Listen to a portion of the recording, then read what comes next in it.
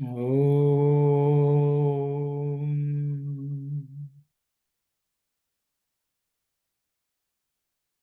Om.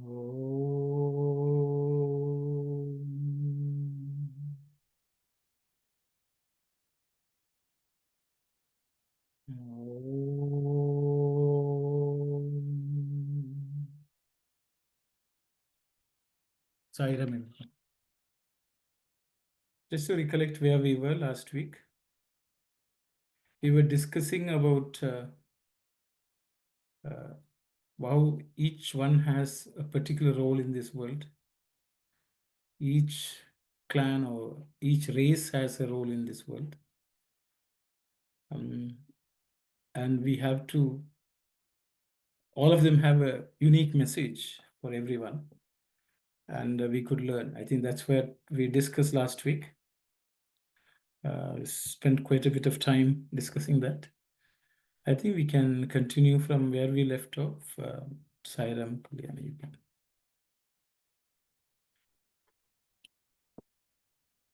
Sairam, the Sanatana Dharma had to meet the determined opposition from Islam for centuries.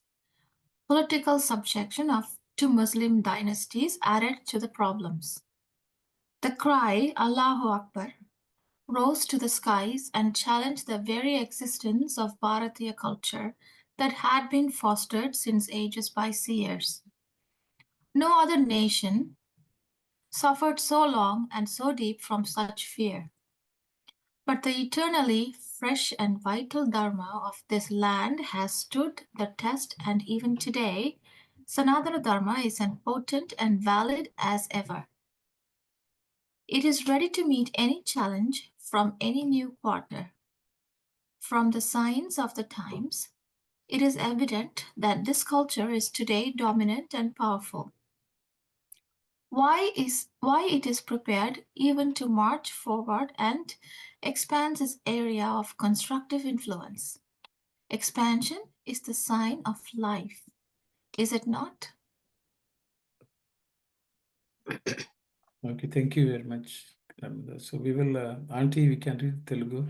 Okay. This is chapter 5. 5 years. Basic belief is the title given.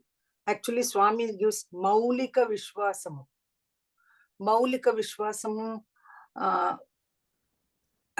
Okay, basic belief, it can be translated. But I thought, the values, Maulyam is values, human values. Faith in human values. Can it? I thought so. But anyway, Swami is giving basic belief. Shatabdula Tarabadiga, Allahu Akbar, Ninadamulu, Mintini Antinavi. So for hundreds of years, sorry, one second. Yeah. So hundreds of years, the cry of Allahu Akbar was filling the air, I would say. Mintini Antinavi. Mintini Antinavi. Mintini. What can we say, Auntie? Mintini Antinavi? Antinavi is, of course, stuck. Pardon? Stuck. Yeah. Mintini means, is it, it's stuck in the throat or something like that? I don't know. Mintini Antinavi. See, Akbarani Nadamulu, the sound. Ninadamulu. Ninadamulu. So, that cry or loud voice of Allahu Akbar will fill, that's what I said. What is the, for centuries, eternal universal religion had to meet determined opposition. Mintini Antanavi. Minti, here, maybe it stuck to the Mintini na theriyala. I don't know about that. Appuram pakalama. Minter means basically the sky. Oh, it rose to the skies, let's say. Rose to the skies, yeah. The sound of the echo of Allah Akbar rose to the skies. Ekshanamu tannu mrityu vedurkununo bharatiyulaina varu tappa marevaru erugaru. At any point in time, if death was also has to be faced. The Bharatiyas, they don't know, they do not know any other Marevaru Erugaru. No Except one else will know except Bharatiyas, nobody knew about the death, oncoming death. So they have even how they faced death itself was not known to anyone else except Bharatiya. Except Bharatiyas. Itti ఆపదలు పాలైనదియు ఇట్టి దాస్యమనుభవించు అదియు అగు దేశము ప్రపంచ చరిత్రమందు కెందియు లేదు. So Swami is saying this kind of ghastly state and slavery is it dasya manubhavam. Actually they were enslaved also. Such countries there is no other nowhere else can be seen. Like Bharat. Like Bharat. So the extent to which they were enslaved and the types of ghastly experiences which they have to face has not been faced anywhere else. అయినను మనము ఇప్పటికి ఇంచుమించు పూర్వకాలపు జాతిగానే ఉన్నాము. Even then, us, we are, even today,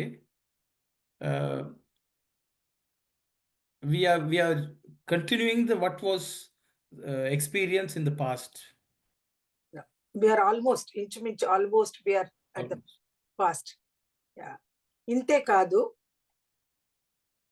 not only that, ఇటీవల కానవచ్చు కొన్ని చిహ్నములను బట్టి మనము బలిష్ఠులమై ఉండుటే కాక, so this kind of certain signs, signs, I can say symbols. We are actually balisthulamai, means we become we are strong. We are strong to have. Okay, we strong to have untutaleka, untutekaka. Not only we were still strong, okay. విస్తరిల్లుట కూడా సంసిద్ధులై ఉన్నాము. We are even to expand, we were ready. ఇది స్పష్టమగుచున్నది. This is very clear. Clearly seen. విస్తరిల్లుటే కదా జీవ చిహ్నము. Isn't expansion the sign of living a life? Yeah, that's it. I think she stopped there. Okay, so Swami is talking about the challenges which Bharatiyas faced from the Islamic followers of Islam. Okay. The type of challenges and struggles which they face, Swami says, has not been faced anywhere else in the world. But in spite of that, they have remained, they have been able to retain the olden heritage to a great extent. Yeah. And they are even ready to expand from where they are. I think that's what Swami says. So I will stop here. The second sentence, Uncle, I've written down at any point in time how they faced death itself was not known to anyone other than the Bharatiyas. Yeah. So Ayinanu, that one I think, which one I see? ఏ క్షణము తన మృత్యు ఎదుర్కొను. I see. ఏ క్షణము means at any point in time, any moment. Tannu mrityu vedurukonnu. No, that means they had to face. They had to face death itself. Bharatiyulaina varu, the people of Bharat, tappa, not except them, marevvaru erugaru. No one else knows. Yeah. So is it saying that at any time they could face death? That kind of. So the thing is, the type of situations where they had to face death any moment, and the struggles which they faced is not known to anyone else except the Bharatiyas. So following the Islamic invasion, death was imminent at any point. Imminent everywhere. So there were lots of people were killed. That's what Swami is saying. Anyone could be killed, and people lived with such fear Mhm. of death itself, because that was a daily or any moment happening at all times. So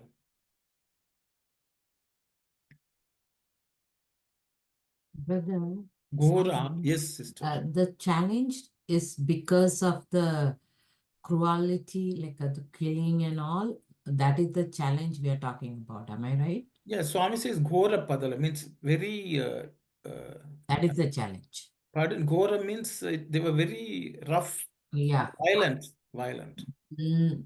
They would have faced it like when they are saying they are about the Muslim, then the Islamic thing, then they would have handled it indifferently because they are facing challenge because they are rough on the side of it, right? In the perspective of Sanatana Dharma. See, I think, Right? the thing is, they were tortured, killed, and murdered. You name it, everything they had to face, sister. So In what Swami is, I perspective think of Swami is, Sanatana Dharma, what is the challenge they were facing is the other side didn't understand. Am I right? Oh, ignorance is the only thing, sister. okay. Okay, ignorance. And sometimes it's greed, power, hunger, all that, many factors come into play. That even till today it exists. So that's a reality. So, Ghora Apadalu. Ghora Apadalu. Apadalu dangers. And yes. when it says even today, we are continuing to experience what was experienced in the past, that means the ancient culture is still being sustained? Is that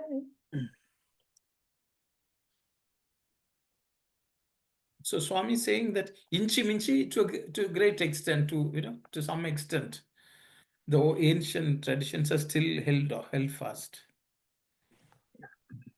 See, what is the translation?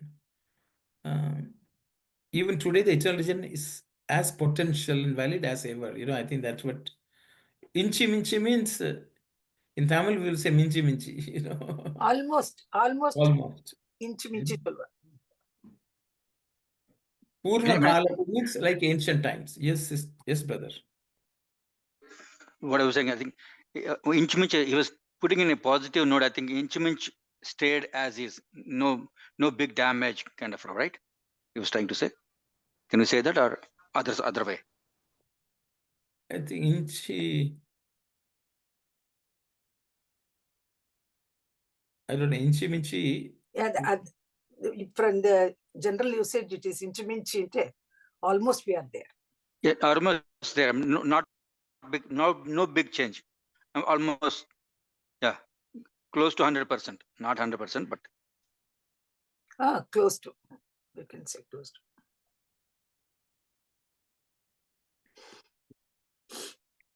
Because inchi minchi, just Sister Maha, you have raised your hand, sister, please. Brother, I want to know, they killed by who? The Muslim. They killed each and like by other religion or No.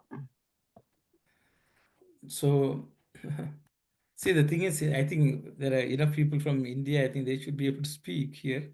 But what happened, sister? The Mughals or the Persians, they invaded India.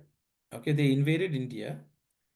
Two things which they tried to do. One was to uh, loot the wealth of Bharat, number one. Number two, they also wanted to take over India and convert everyone into Muslim, Islam. because they felt these people, what they know is evil. Hindu beliefs are evil, and that has to be eradicated, is something which they believed. The people who were religious fundamentalists felt that way. So they butchered and plundered, they razed all the temples to the ground. They broke idols. You can't even imagine the type of suffering which people put up with. over many centuries. So that is the reality. They're still struggling. If you take Kashi temple, that's, no one knows where the linga is. It is in a mosque where people are doing all kinds of things. If you go to Ayodhya, the mandir is, that's where people are still struggling. If you went to Vrindavan, or where that actually the statue was broken into pieces and was put on the step so that people can climb and go to a mosque. Things like that have happened. Okay. And people were butchered. The libraries were burnt, the scriptures were all set light. So many things happened. So many ghastly things happened, and that's what Swami is referring to. Yes, brother, Uncle Gopalan, please. Sai Ram, just want to, even now it is happening. So, Yes. and for example, Tirupati, if you temple of Tirupati, the whole mountain is in the law that it is supposed to be held sacred, the whole area, and follow the practices that was done in the past, And there is a big upheaval right now that near the entrance from the mountain, before you go to Tirupati, there is a Muslim based hotel where they invite, they have guests. They were given non-vegetarian food, alcohol, and all kind of things, which is against the laws of that area. And also very close to Tirupati also, there is a Murugan temple, and the base also similar things are happening. So it is not it's going on. Just want to be everybody to be aware. Okay, thank you very much, Uncle. Thank you. Yes, Sai Satish, please go ahead. Hi, Amanda. Just adding to what you're saying, it was like invasion after invasion. We had Muhammad Ghazni, Muhammad Ghori, Genghis Khan. Means if you take in the case of Muhammad Ghazni, I think 17 times he was forgiven by Prithviraj Chauhan. Every time he was captured, he was forgiven and let go. And the 17th time, Prithviraj, I think somebody on his side betrays him, and so he's captured by Muhammad Ghazni, and then he's blinded, and then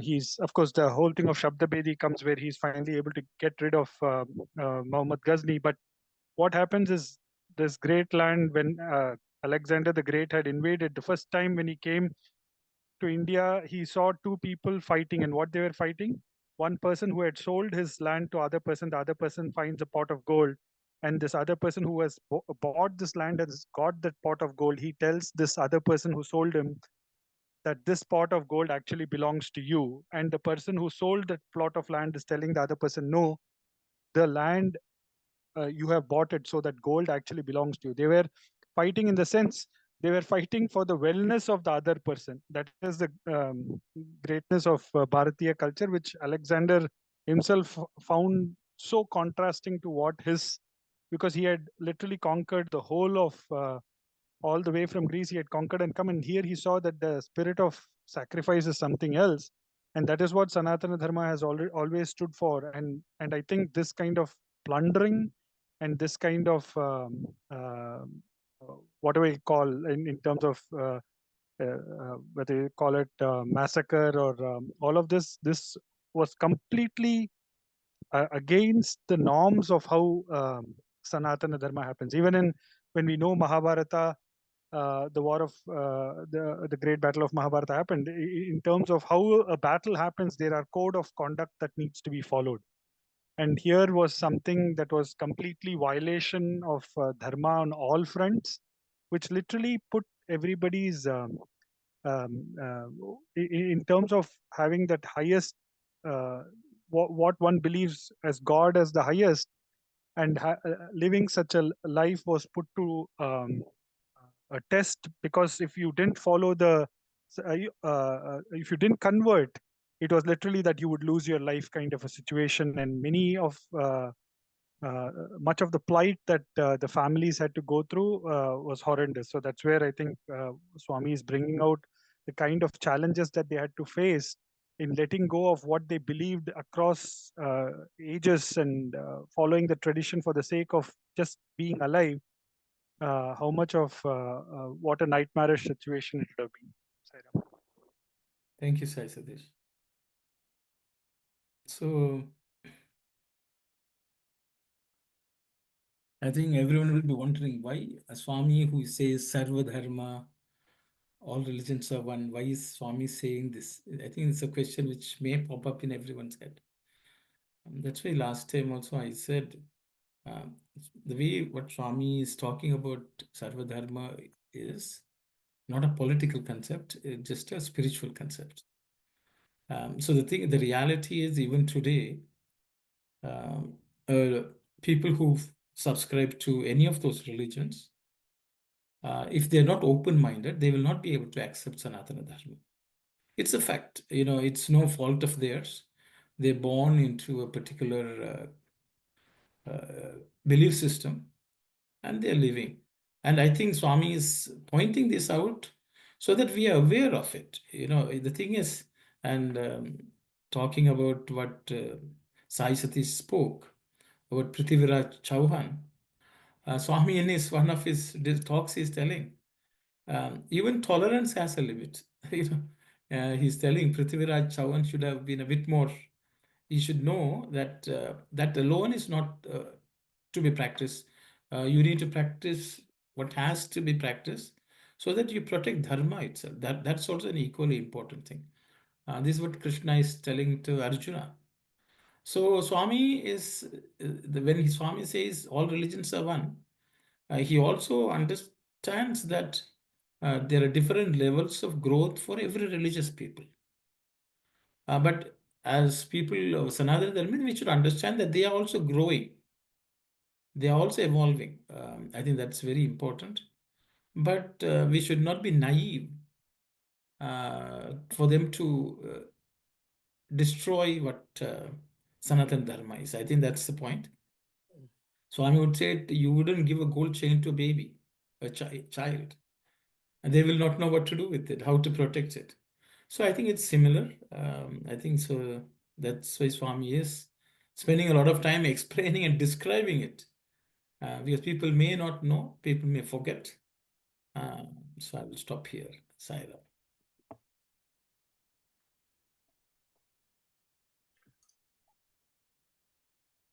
Yes, Auntie, Mani Auntie, please go ahead. This sentence, ఇటీవల కానవచ్చు కొన్ని చిన్నములను పట్టి మనము బలిష్ఠులమై ఉండుటే కాక విస్తరిల్లుటకు కూడా సంసిద్ధులై ఉన్నామని స్పష్టమగుచున్నది. What kind of signs did they? Yes, so I was a bit struggling with that, Auntie, because in the English, from the signs of the times, it is evident that this culture is today dominant and powerful. What kind of signs must be there?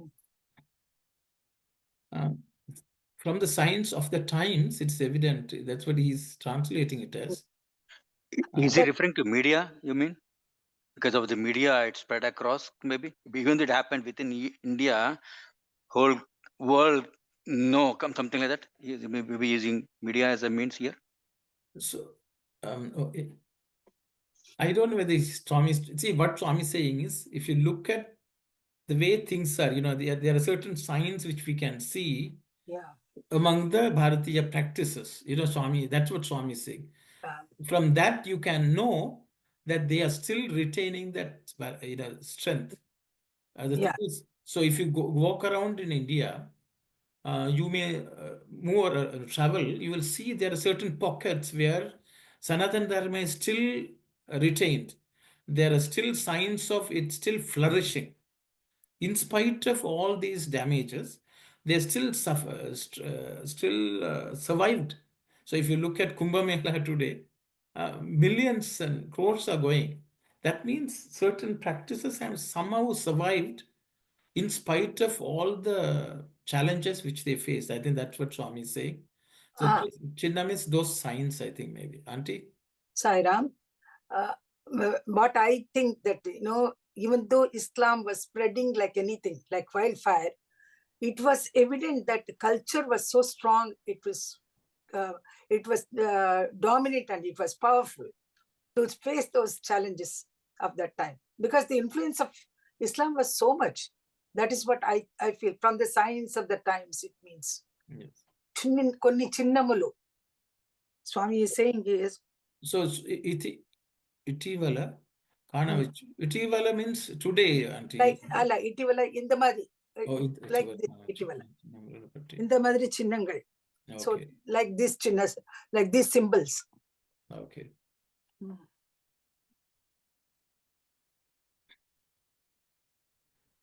Yes, Brother Tasan, please go ahead. Brother. Yeah, according to the point, I believe that the reason is those days the Islam came and they destroy all the spiritual places. Still, the people believe on the Sanatana Dharma. Not only they survive in Bharatiya, it went to other countries too, because that kind of power it has. The people who can understand what is Sanatana Dharma, they believe on that one. So still, even if we take our Swami's thing all over the countries, they spread it because no one encouraged to go to those countries and establish or anything. Because of the Sanatana Dharma, without forcing anyone, they can continue and they can believe on those preaching. Not other religions forcing someone to do this one. We have freedom. That is the reason now we can see all over the world too. Thank you, Saira. Thank you, brother. Thank you. Yes, Sai Satish, please go ahead. Saramana, I was just going to say that Swami says in another discourse how in Bharatiya culture, a truck driver does pranams to the steering wheel.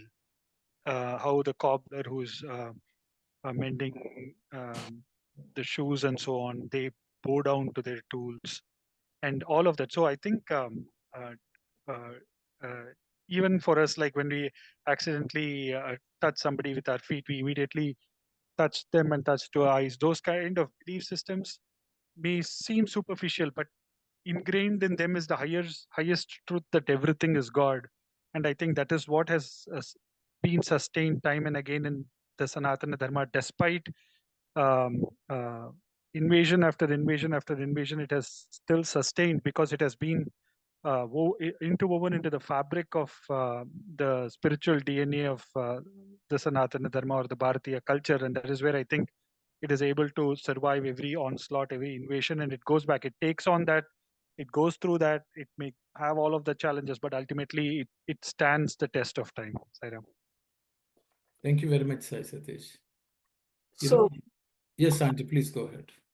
So here what Swami is trying to tell us is not only it was the influence of Islam was increasing day by day, but our Sanatana Dharma became stronger and stronger. And not only that, why it was prepared to march forward and expand itself. Vistarilluchuta. Swami says it was ready.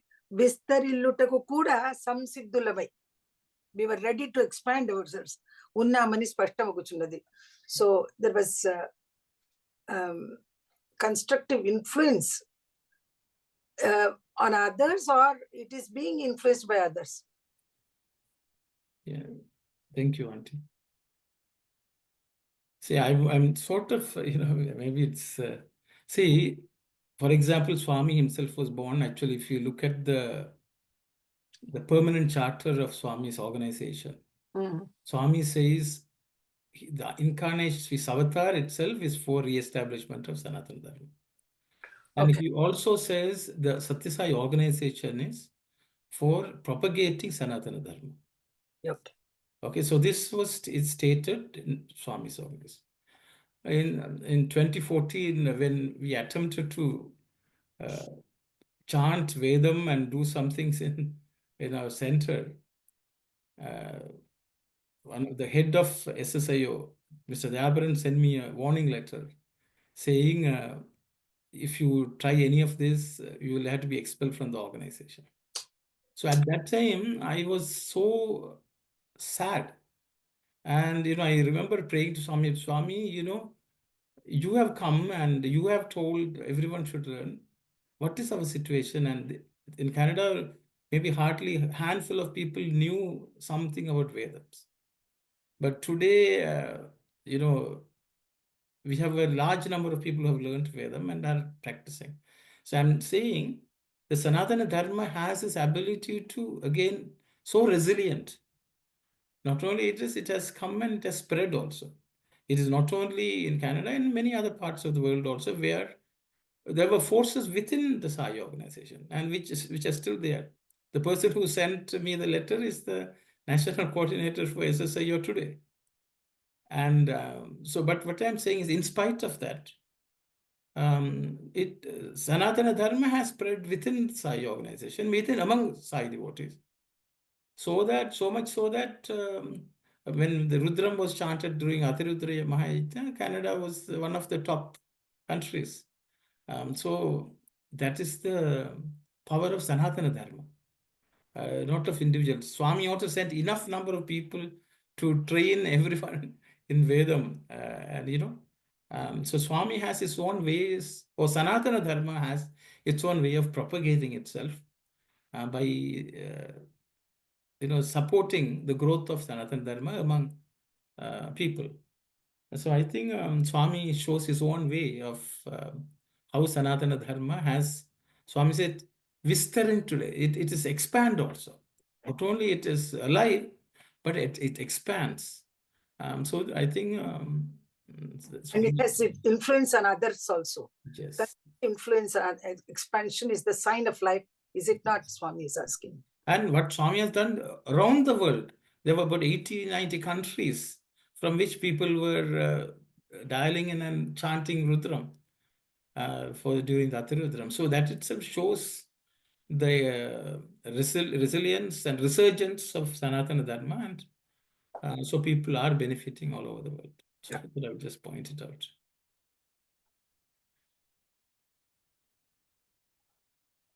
And I think Swami is also saying this, saying what is there in it for us means, I think each of us have a role in this also, to make Sanatana Dharma flourish. That is also a duty of every Sai devotee. And I think that also, I think, is important for us to know. I thought I would just mention some points. Otherwise, for Swami to write this down in Sathya Sai Vahini for us to study, so we should be alert and we should keep it alive in spite of, that's why Swami says people were willing to face even death to protect. Swami would say you should be willing to even lay down your life for saving Sanatana Dharma. So I think those are some things. Because Swami in the previous chapter, he said how Guru Govind Singh sacrificed his own life. And people should always remember such people also. So I'll stop here. Yeah.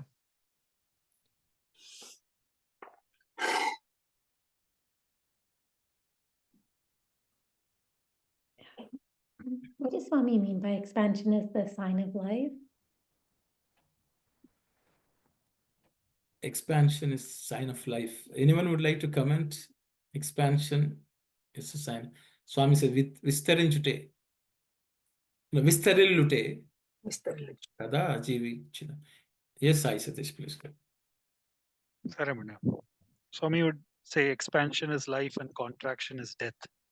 So in that context, I think expansion meaning the way we give ourselves, like Vasudhaiva Kutumbakam is true expansion, where we just don't look at Vyashti as the individual, but always the focus is on the Samashti being part of Parameshti. So it is that Vasudhaiva Kutumbakam, that expansion embracing the brotherhood of man and the fatherhood of God, is true life, or the truly the way life has to be dealt with. But the reverse of that, that is contraction, is I focus on only me, myself, my kith and kin, which restricts that flow of love or all embracive nature, which is what is death. Death meaning I get bound at the body level, and I am not looking at the Atmic vision, which is expansive and all pervasive in nature. Sai Ram. Thank you very much, sir. So anyone else would like to?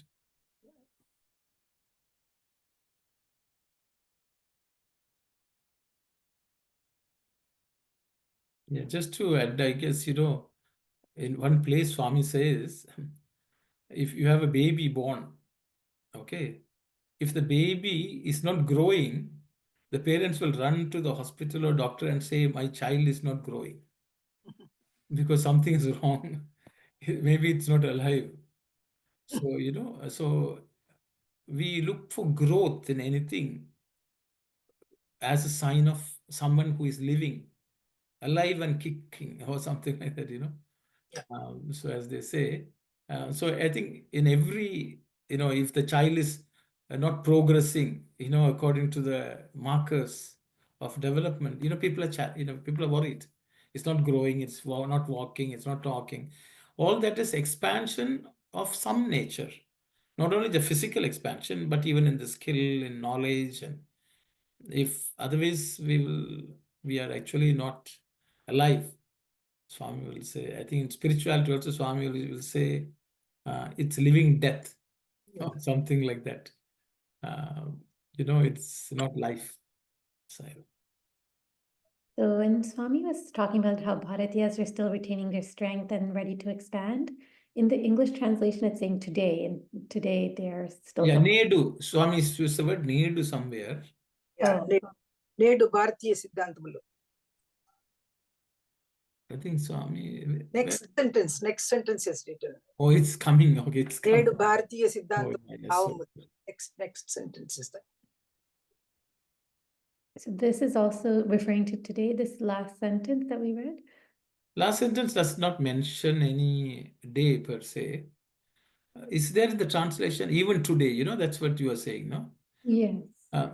Is Swami writing in present tense or past tense there? Swami says it.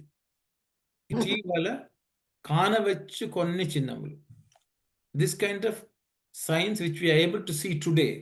See today. See. Kanavachu Konni Chinnamulu Patti. మనము బలిష్ఠులమై ఉండటేకాగా విస్తరిల్లుట కూడా సంసిద్ధులమై ఉన్నామని స్పష్టమగుచున్నది. Unnamu is present tense, Kalyani. So it is just the word Nedu is not used, but it's implied in the sentence because we are ready to. Unnamu means we are. You understand? So I think from that sense. So ready to expand in the sense of that expansion of love.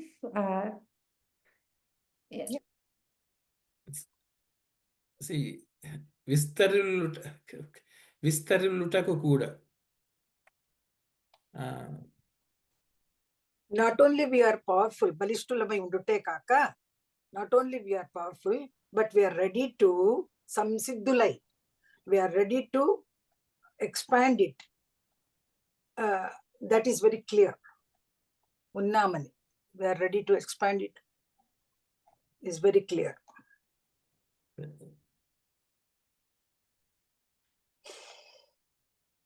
Yeah, samsiddhula means we have, I think we have. Samsiddhulu, ready. Ready, yeah. Ready da.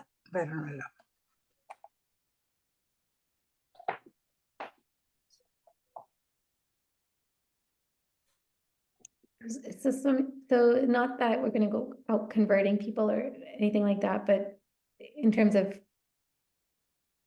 growing Sanatana Dharma principles within ourselves and expansion of that love within ourselves, or a natural expansion, that kind of. See, the Sanatana Dharma expansion has always been not about conversion. It's about influence. So others can learn something good from that. I think that's the way expansion or propagation of Sanatana Dharma is. Sanatana Dharma never, even, there's no way no one will ask, did you convert yourself into him? Though there are some groups which are trying to introduce that concept. In Sanatana Dharma, you can believe anything within. You can, there's a huge, what to say, umbrella, I would say. It's an umbrella under which so many people of so many belief systems can fit in. Okay, so it provides cover for many, many people. I would say put it that way rather than an expansion in terms of power and, things like that.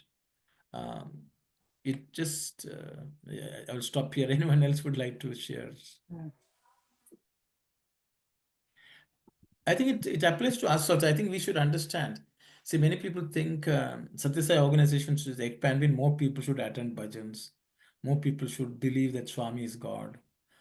I don't think that matters at all, So just principle should, influence other people. Seeing how a person is living, they should be influenced to emulate some of these values. I think that's a yes, Sai Satish, please go ahead. Ramana, I was just going to say that in terms of Sanatana Dharma, already anyway, as much as looking at God in the form, we also have the formless concept. So I think for a Bharatiya, to embrace a formless concept is not difficult as yet another concept or yet another means to reach God. I think that is where in its all-embracive nature, it is able to see that as yet another effort by the devotee to reach the Lord. So I think in that all-embracive nature, it has always been that way. It was only, I think, when the attack of the Mughals and all of this came, that it really came down to a point that it is, I think, from the people, followers of Islam at that point in time, it was literally blasphemous to think of God as a form which was put down and went to the extreme sense. But always in terms of Sanatana Dharma, it is yet another path to reach God. As many seekers, those many paths. So it has always been expansive and all-embracive in its nature. And that broad-minded thinking, though it has been pushed back time and again, has only resurfaced to put forth to mankind that it is always one family, and it is all, everybody is striving and making their effort to reach their Lord in the way they deem fit. So that expansive nature. So at a physical level, we can look at it as in terms of literally the way it has expanded at a physical level of how it has researched. But I think it is all at the mental plane. It has been more of putting that concept that it is always one large family and every person who are striking, and then is a co-traveler on the path to on the spiritual path to God. Thank you, Sai Satya.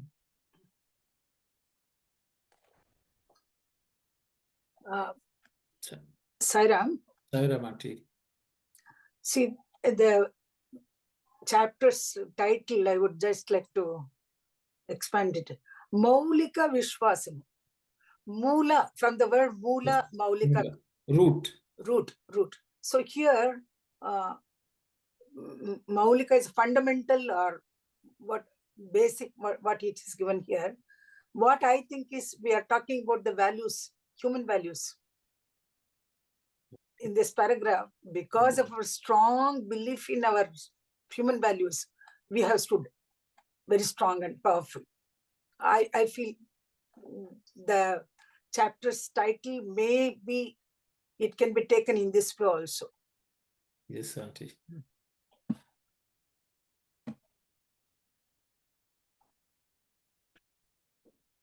मानवीय मौल्यों में से, when we say human values के लिए मानवीय मौल्यों.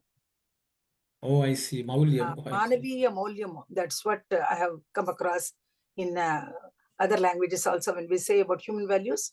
Okay. So that's why I just refer to it as the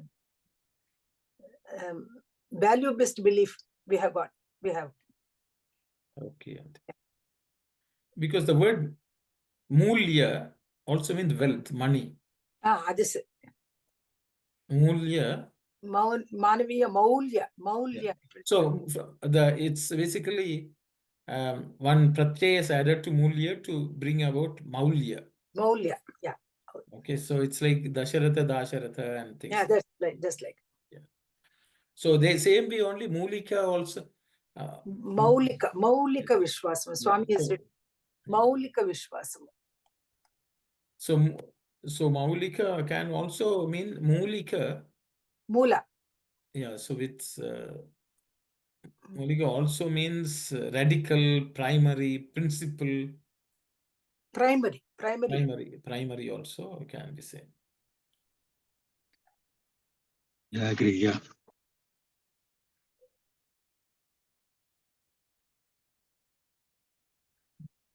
So shall we continue? Yeah, I think we should continue. This day, the principles and practices laid down in Bharatiya culture and the attitudes and feelings enshrined in it are not lying low within the boundaries of this subcontinent. Whether we like it or not, they cross over to other lands and establish themselves there.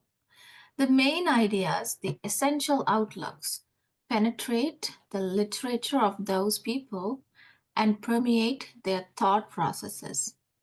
In some lands, among some peoples, they have won even dominant roles with no opposition. For Bharat is offering as its contribution to the peace and prosperity of the world an invaluable body of spiritual wisdom.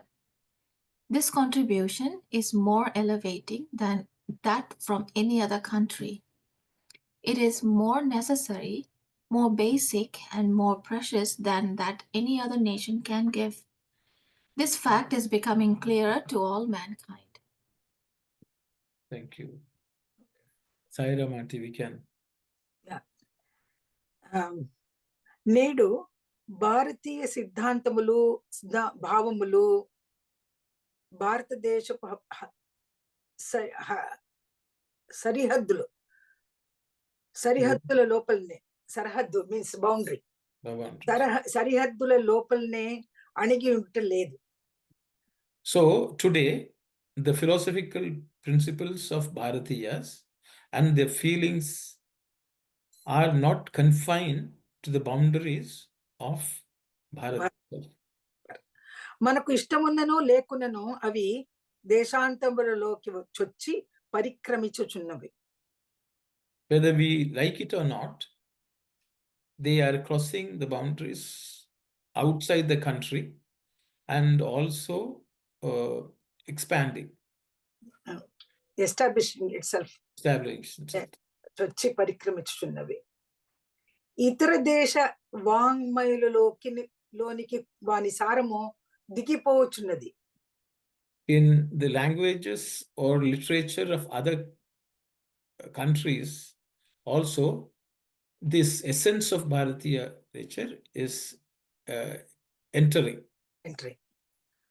అందు కొన్నిట్లో వారికి నిరంకుశ అధికారము పదవి కూడా చేపడుచున్నది. In some places, it is also reaching very height which cannot be controlled. Dominate others. Nirankusha means Nirankusha adhikar domination. Ankushana, but so no one can limit, no one can contain it. Yeah, no, uncontained. Yes. Nirankusha adhikar. Yes. Nirankusha adhikar. So it reaches, it has influence which cannot be contained by anyone.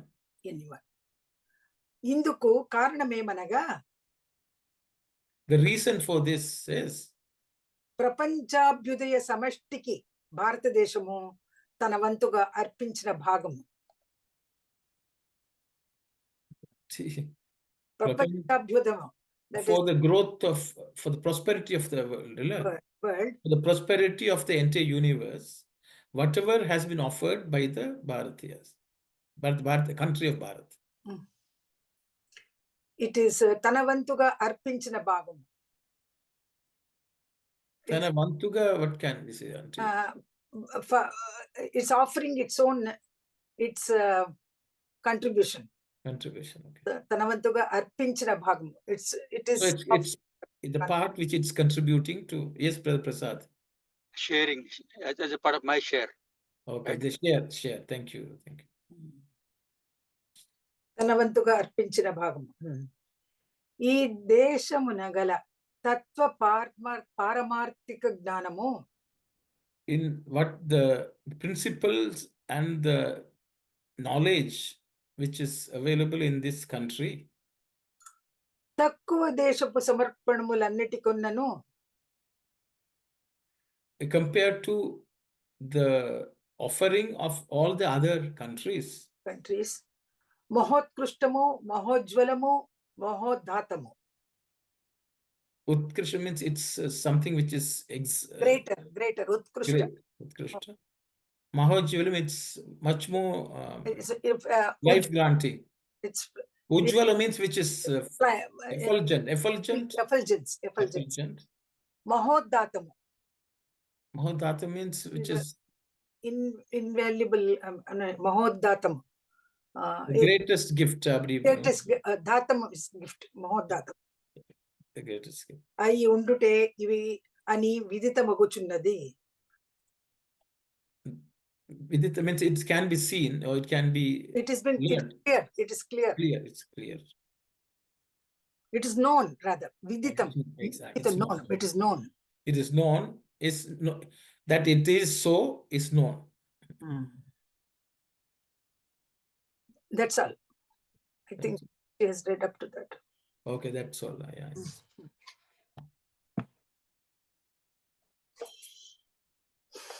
So Swami is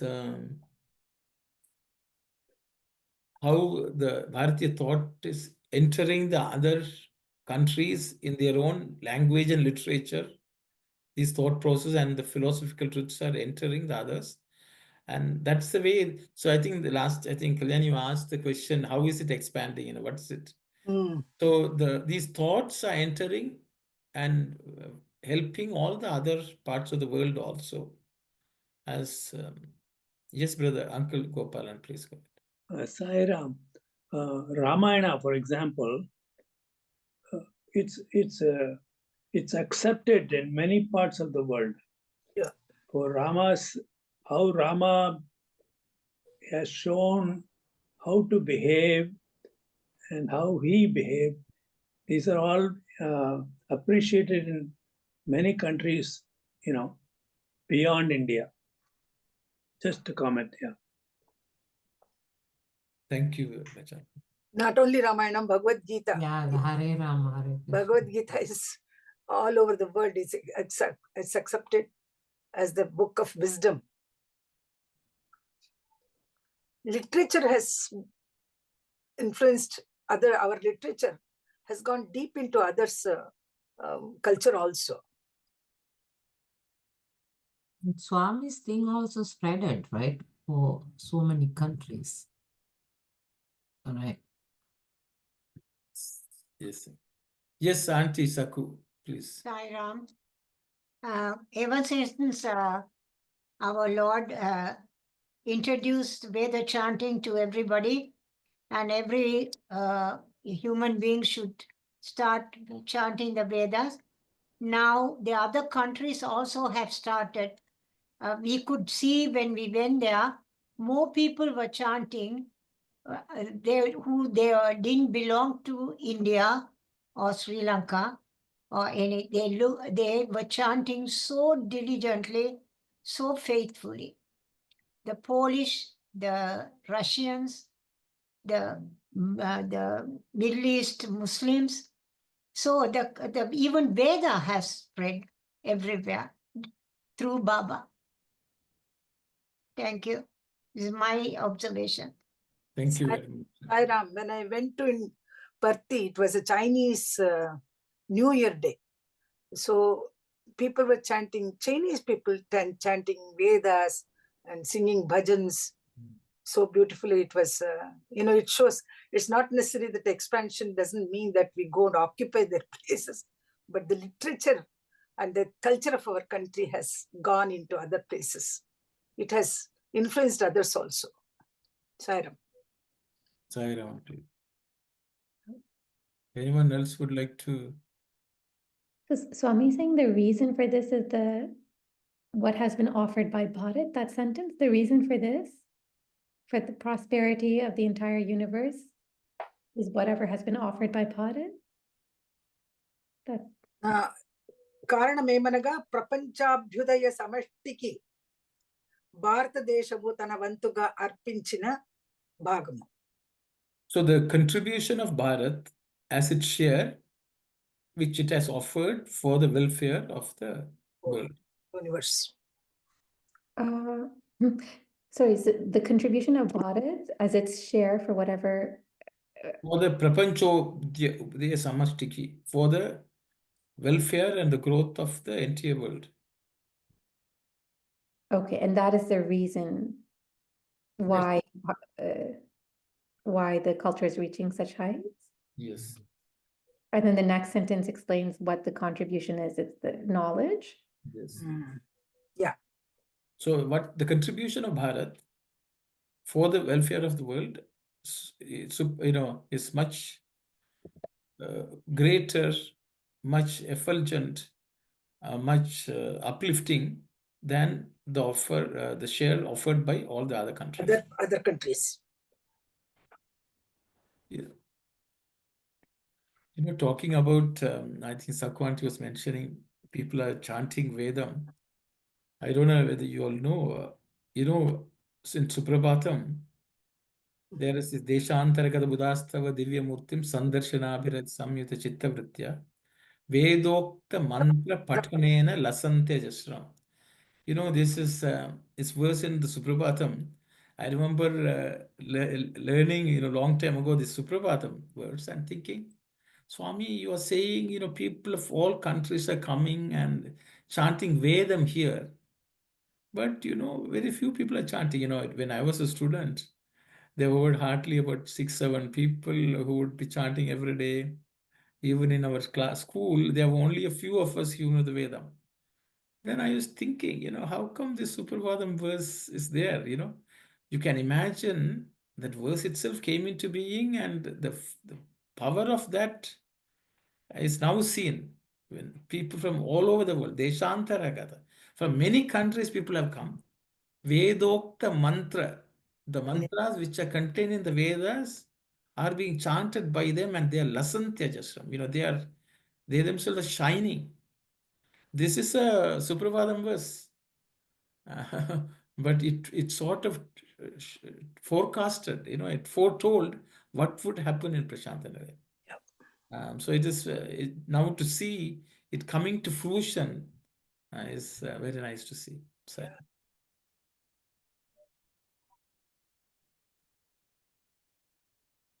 even in the recent metrics from the Atruta Mahaginam, across the all 98, more than close to 100 countries were chanting this Rudram.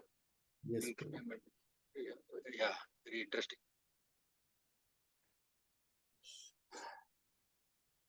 Sairam. Is it 83 countries? No, I don't know. Yeah, they said it 83 countries virtually chanted. But Yeah. I think there were more countries present there also. Yeah, but I saw them chanting along with the priest, 141 priests or something. The Chinese people were chanting, all the other nationalities were chanting. Sister Rashmi, you had raised your hand and put it down. Sairam, brother. I just wanted to add here that while we are trying to understand what expansion of Sanatana Dharma means and how the expansion has happened, yes, that's true that when we look at Veda chanting, then Veda chanting is an expression of practice of Sanatana Dharma. But we must not forget that chanting, the impact it has on the human beings, is actually what is transmuting the society. So it has a much deeper implication which should not be ignored while we are highlighting that there is chanting happening. So there is a subtle wave of transformation that is happening across the globe for the people who have adopted the chanting. Sairam. Thank you very Sairam. much. Thank you, sister. Thank you. Yes, Uncle Gopalan, please go. I think it was more than 130 countries who participated. Okay, thank you, Uncle. I think, you know, they had provided people to register and chant. Mm, They Thank you. were already, I mean, that's what is being, the number which people are mentioning. But in person, there were countries which were represented in person within in Parthi itself from various countries, I think. So that number is over 100,000. Thank you.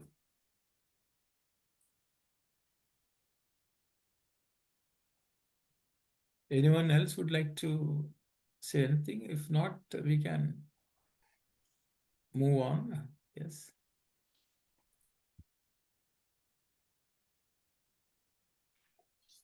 The ancients of this land were not adverse to the examination of other problems too. They tried, like other peoples, to unravel the mysteries of external nature. And this amazing nation achieved results even in this field through the exercise of their sharp intellect, which are beyond the fondest dreams of men in other countries. The supreme end of education, the highest purpose of instruction, is to make men aware of the universal, immanent, impersonal. This is the truth that is loudly proclaimed in the Vedas. The seers and sages of Bharat courageously entered upon this adventure. The ever-changing aspects of nature, the appearance and disappearance of its working, may be a fine subject for study. But the ancients of Bharat proclaim that the science of the transcendent principle that permeates the universe, the unchanging, eternal, the embodiment of everlasting, ever full Ananda, the residence of unaffected, undiminished peace, the ultimate refuge for all time of the individual jivi, that science is the highest knowledge that man must gain. Okay. Thank you very much. Yeah. So Auntie will. Yeah. భారతీయుల పూర్వులు ఇతర విషయములు కూడా పరీక్షించిరి. The ancients of the Bharatiyas, among the Bharatiyas, they examined other subjects as well. ఇతర జాతుల వలనే వీరు కూడా బాహ్య ప్రకృతి యందు గల రహస్యమును భేదించి బహిరంగ పరుపచూచిరి. Just like the other races, the Bharatiyas also examined the external world and the secrets inherent in them. Yeah. And they also established and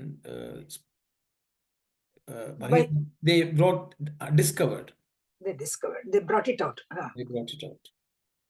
ఈ అద్భుత జాతి యొక్క మహత్తర బుద్ధి వైభవము the prowess of intellect of this great race. ప్రపంచం ఇప్పటికీ కలలోనైనా ఊహింపజాలనట్టి విచిత్ర ఫలములను ఆ మార్గమున సాధించి ఉంటున్నాం. They basically, even things which have not been dreamt of even today in this world, they were able to show the path for these what cannot be dreamt or what can't be even imagined. Such great fruits, and they showed the path to certain to attain those principles. ఆ నిర్వికారుని మనకెరుక పరచునదే ఎరుకపరచినదే మనకు ఎరుకపరచినదే విద్యులనట్లియో ఉత్తమమైనది.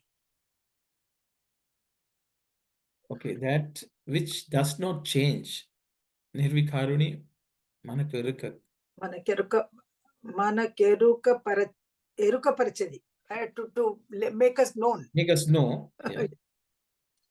Vidya Lanitlo. So among all the systems of study subjects, that which makes known about a thing that does not undergo any change, that is the supreme one. విద్యులన్నిటిలో ఉత్తమమైనది. That is the supreme among all the types of studies. అని వేదములలో ఘంటాఘోషముగా ప్రకటింపబడిన విషయమందు This which has been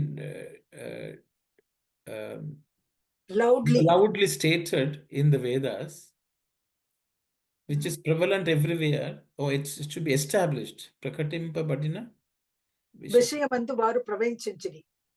They entered even such areas, Bharatiyas, Purvula. So the ancients of the Bharatiyas. That's implied in this. So they entered into areas which are supreme and which relates to that which does not undergo any change.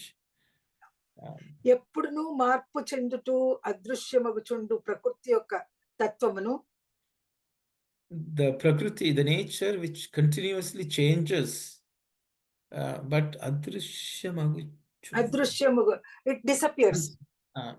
Appears and disappears. Yeah, which appears and disappears. ప్రకృతి యొక్క తత్వమును తెలుపు శాస్త్రము శ్రేష్టమైనదిగా ఉండవచ్చును. The knowledge of such can be great. So the study and knowledge of all the things which are continuously coming and disappearing, that can be a great thing. Yeah. That shastra which reveals about the prakriti which is always changing and disappearing, such shastras may be great. Good, maybe great. ఉండవచ్చును. కానీ ఎప్పుడు మార్పులకు అతీతుడో ఎవడు మార్పులకు అతీతుడో. So but who is beyond all changes, ఎవడు నిరతిశయానంద స్వరూపుడో, who is full of bliss, which is supreme. Atishaya, niratishaya. No, it is comprehensible, incomparable. Niratishayananda. What does that English here say? But the ancient verse proclaimed the science of transcendence. Unchanging, eternal. Okay. Not surprising. Niratishaya, Atishaya Ananda. Atishaya Ananda is supreme bliss. Niratishaya Ananda. Yes. Continuous. See, Niratishaya means it's unsurpassed. Unsurpassed Ananda. The one who is beyond beyond change, and one who is having the full of bliss which is beyond anything. Beyond anything. ఎవని యందు మాత్రమే శాంతి సుస్థిర నివాసము చేయుచుండునో, in whom the peace itself is permanently established. ఎవని యందు మాత్రమే జీవము అనంతమో, in whom the జీవము ఆనందము, eternal principle. జీవం ఆనందము మాత్రమే, ఎవరి యందు మాత్రమే జీవము అనంతము. Anantam, I see, who's ever everlasting Anantam. There is no eternal, end. who is eternally alive. Eternally alive. ఆ పరాత్పరుని తత్వమును తెలుపు శాస్త్రము, that supreme principles which the scriptures which explain or describe that or make known that supreme principle. సర్వాతిశయమగు మహోత్కృష్ట శాస్త్రమని భారతీయ పూర్వుల బోధ. The ancient Bharatiyas, their teaching was that scripture is the supreme and the highest. That scripture which tells about Parat. So which talks about the Supreme Lord, the principle of the supreme principle. Parat Paruni Tattvam. That I think she stopped here. Oh yeah. ultimate refuge. Swami is using words which are Oh, so many words. adjectives. Mahoddatamo. I know it is tough to translate. Words. What was the sentence about the jiva? Jiva anantamo? That part? Jivamu anantamu. Jivamu means alive, the life which is eternal. Eternal.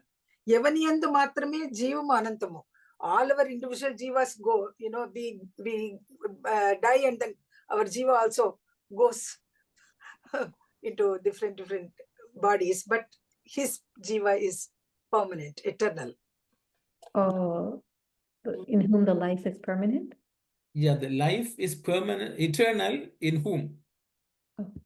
In whom the life itself is eternal. Oh, because the English says something about the individual jivi, the ultimate refuge for all time of the individual jivi. It doesn't say Evaniyandu, in whom. In whom? Matrame, alone. Jivamu, life is anantam, eternal. Okay.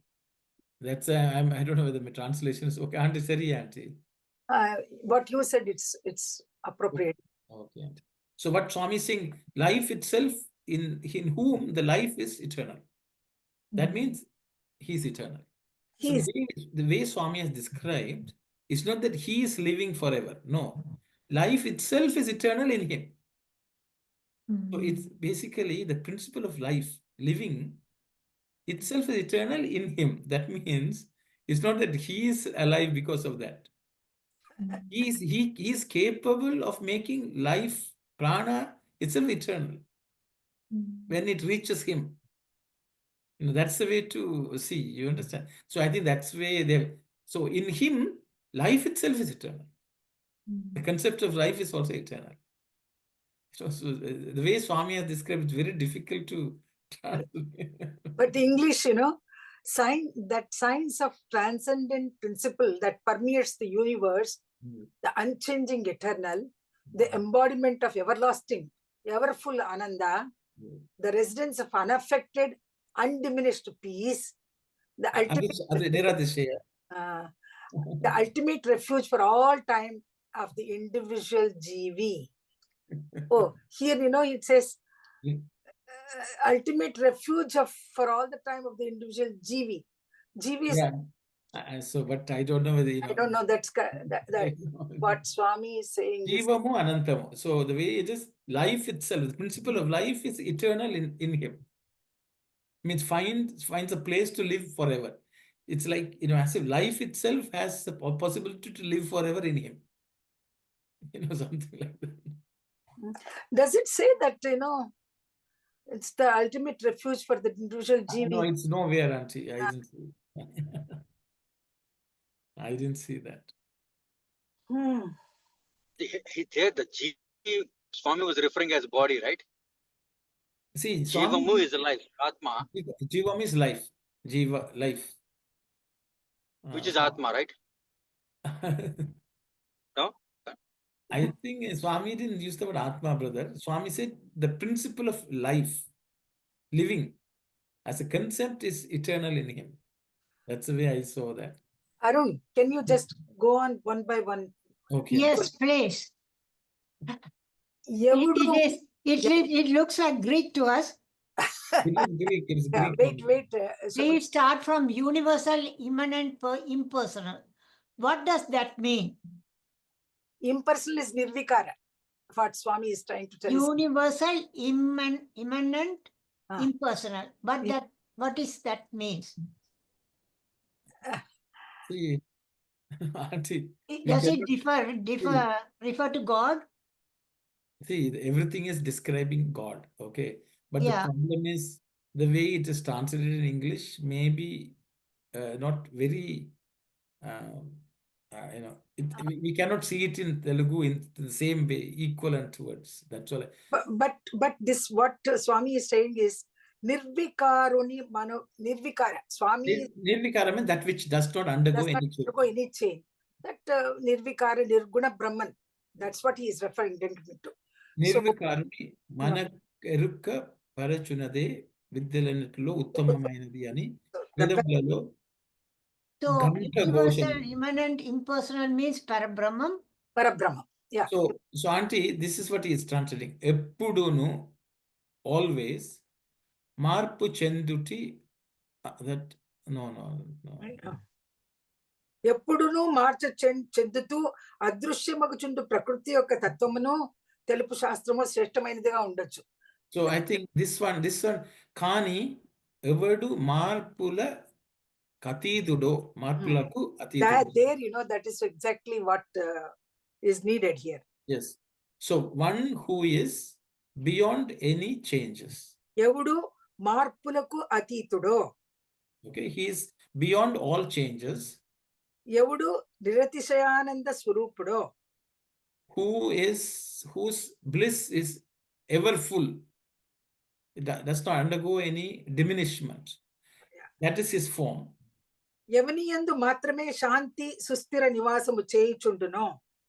In whom the peace itself is permanently established firmly. ఎవని యందు మాత్రమే జీవము అనంతమో. In whom life itself is eternal.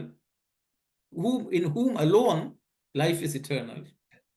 ఆ పరాత్పరుని తత్వమును తెలుపు శాస్త్రము.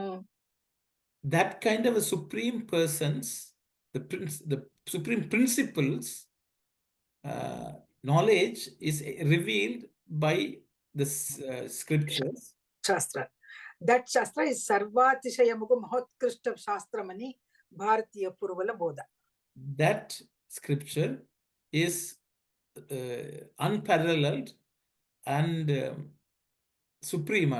Utkrishta. Mahotkrushta, greatest. Best scripture. This is what has been taught by the ancient Bharatiyas. I'm very sorry. Our scriptures speak about that Nirvikara Nirguna Parabrahman. Yes. That universal immanent impersonal, what is the written here, it can be taken up as Nirguna Parabrahman. That Shastras have proclaimed in the Vedas, they have said the truth about it. But I think Sakwanti wants to know about the universal, immanent, impersonal. Immanent is, he is present in every. So I think that is Nirvikaruni, Manak Erika Parachunade, Vidyalantlo, Uttamanadani, Veda. That's what is the supreme end of education, the highest purpose of instruction is to make one aware of the universal. I don't know where that is. But take that inverted commas, that statement, Arun, universal, immanent, impersonal. That is one word reveals all these three things. This Ganta Gosham, this has been loudly proclaimed by the Vedas. Okay. So what Swami is saying in Telugu, Vishyamantu Varu Pravesinchiri, ఆ నిర్వికారుని మనకు ఎరుక పరచునదే విద్యలన్నిటిలో ఉత్తమైనదని వేదములు ఘంటాఘోషముగా ప్రకటింపబడే విషయమందు వారు ప్రవేశించిరి. So Auntie Saku, this is an extra piece of translation. It's not there in Telugu. Let me put it there. Swami is saying, the Vedas are saying that they make known the Lord who undergoes no change, and so that he that kind of knowledge is the supreme, and this has been loudly proclaimed by the Vedas. That's what Swami is saying. ఆ నిర్వికారుని మనకు ఎరుక పరచునదే విద్యలన్నిటిలో ఉత్తమమైనదని వేదములలో గంట కోసముగా ప్రకటింపబడిన విషయమందు వారు ప్రవేశించలి. That means the ancients entered into that field of knowledge which make known the Lord who never undergoes any change. So I think Swami is sort of contrasting the Western science explores the changing world, which is also great. However, the Bharatiyas, ancient Bharatiyas felt that they should study that which does not undergo change. And that is the supreme knowledge, supreme field of study. This is the view of the Bharatiya ancients, and they entered into that field of study. That's what, and I've Auntie Saria சொன்னது. Sakkuji, Yes. you are confusing this word universal, immanent, impersonal. That Supreme Lord who is really impersonal, it's not personal God, is it? And then immanent, he is present everywhere, he pervades everybody, everything in this life. It doesn't undergo any changes. Change. He is universal. He is universal. Yeah, he is everywhere. Everywhere he is pervading. So that God is nothing other than And they got this knowledge from the Veda. from the Vedas. Yeah, See, in Telugu, there's only one word, Nirvikaruni. Nirvikara. Okay, but What that has does been it mean? translated. That has been Nirvikara means one who does not undergo any change. Any change. Any No changes. vikara. But this has been translated as universal, immanent, So impersonal. that doesn't fit well. Yes, that's what I would say. No, he means what the translation means only about Nirguna Parabrahman. Nirguna Nirvikara Parabrahman.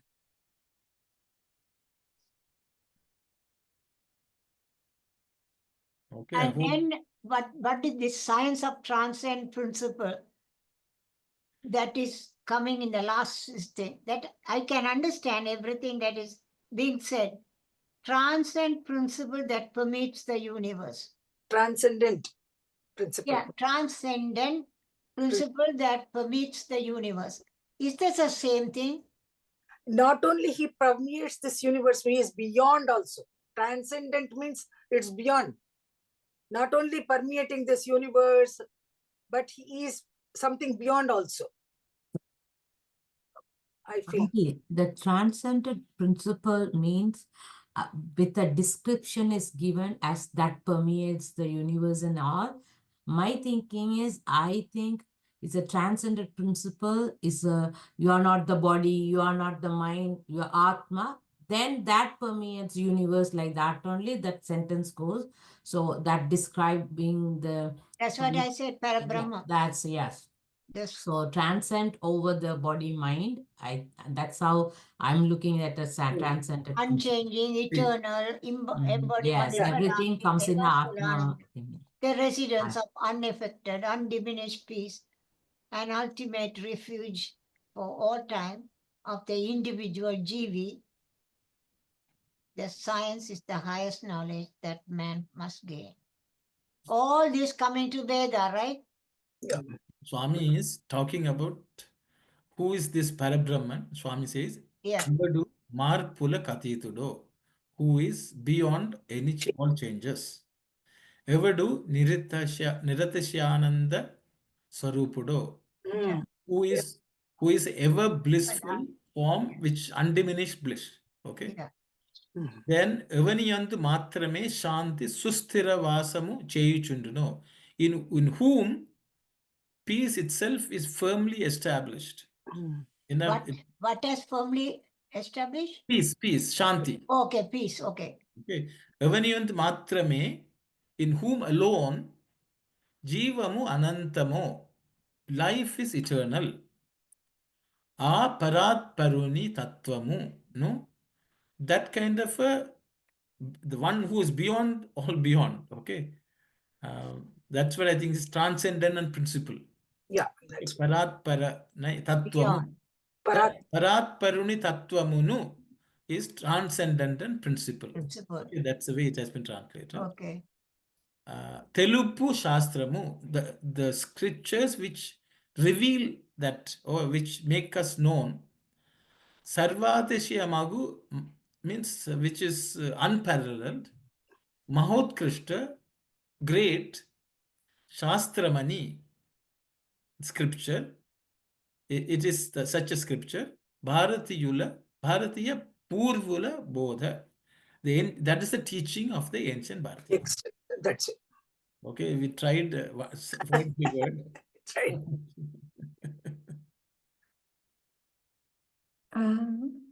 In the earlier part of the paragraph where Swami is saying the Bharatiyas, they had discovered secrets that even today we're not aware of, that kind of sense, like they, even in the external sciences related to the So Swami, okay, yeah. So that Swami is saying, so that is, E Adbhuta Jati Yokka Mahattara this wondrous race, Mahattara Buddhi Vaibhavamu. Buddhi Vaibhavam, what is the Vaibhavam size? Vaibhavam is the extraplant. Glory and glory. Glory. Okay. The glory of the intellect of great intellect of this race. ఈ అద్భుత జాతి యొక్క మహత్తర బుద్ధి వైభవము. Okay, ప్రపంచమిప్పటికిని, for the ప్రపంచము ఇప్పటికిని, for the entire universe or world, కలలోనైనా means in their dreams. Okay, ఊహింప జాల నట్టి, which cannot be even imagined even in their dreams. Okay, vichitra phalamulanu, the most wondrous fruits, results, aha margamuna sadhinchundunu. So in that path they were able to accomplish. So they were able to accomplish certain supreme results, okay, which could not be imagined in the wildest dreams of anyone else. That's the way Swami is. Okay. Auntie, my translation is okay, reasonable. Yeah. I don't know. There's one sentence: ever-changing aspects of nature, the appearance and disappearance of its working, may be a fine subject for study. Yes, so yeah, that Swami says. Talking about the Prakriti, which undergoes change. So it's still hanging there, right? So Swami says, Eppudunu marpu chendutu means chendutu means that which undergoes changes always. Yeah. Adrishya maguchundu, that which disappears. Yeah. Prakriti yokka tattvamunu, that is the principle of the nature. That is, it continuously undergoes change and it disappears. Okay. Telupu Shastramu, the subjects of study which reveal this knowledge or which makes it known. Maybe so. They may be great. So which Swami is saying, anyone who studies the nature and its secrets, that also can be great. Maybe great. Maybe great. Okay. People may consider it great, but Kani, ever do Marpula Kathidudo, one who is beyond, then comes this transcendental principle. He is comparing Prakriti and Paratpara. Study of the science of physical science, but the science of spirituality. That's what he is trying to tell. Those two things he is comparing. Swami is comparing the external study and the internal study. Yeah. That's very correct. So this race who had, they've mastered the external and the internal. For them to fall victim to like invading forces, that's also, is that just because that normally, I feel like that couldn't happen unless God, I guess, willed it to happen or something. See, the thing is, so the whole problem, see, why this, you're asking why I think there's another place Swami is talking about it, I think. I don't know whether we already saw that. Swami says Indians didn't know what violence was until others came. I think you remember? I remember second that. chapter. So what happened in India was, see, in India, warfare itself had certain rules. For example, after sunset, you don't fight. Before sunrise, you don't start the fight. So there were certain dharma even related to war. But so they were following that and fighting with these people. And then they realized these fellows will do anything under the sun. Under the moon. Okay. So they did not know that we are fighting with animals. Even animals have certain rules. This is almost demonic. This is like, you can ask, how, if Rama and Sita, how was Sita captured by Ravana? If Rama was all-knowing God, If Krishna was God, why did he run away from Jarasandha? These are questions we can ask. The reality in this world, God has also created certain demonic forces. And the demonic forces at times take an upper hand. Even gods suddenly become weak and then they have to run to Vishnu and say, we need some help. Okay, this is a reality in this world.